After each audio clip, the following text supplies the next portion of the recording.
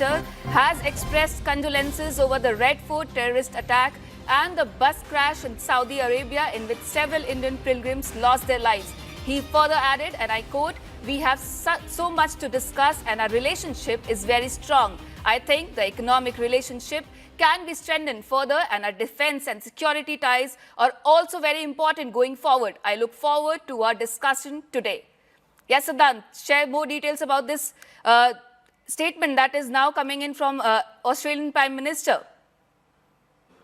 So Australia has always stood with India when it comes to fight against India's fight against terrorism. In fact, right after the Pahalgam terror attack, the Deputy Prime Minister of Australia visited India.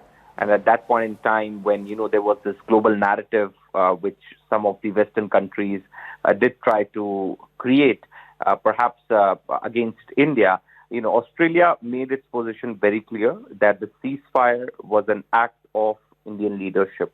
That was a big statement coming from the Australian leadership at that point in time.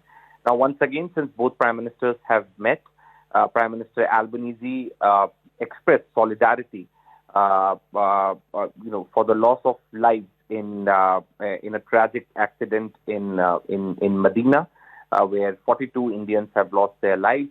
And in fact, he also condemned the Red Fort terror attack.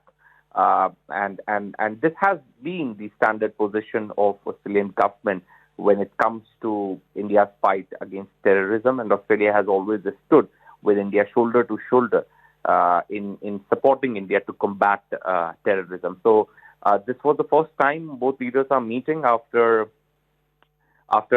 Prime Minister Albanese getting re-elected to office as the Prime Minister of Australia.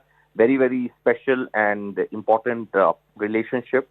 Australia was the first country with which India signed the trade agreement. Both countries are now moving towards CECA.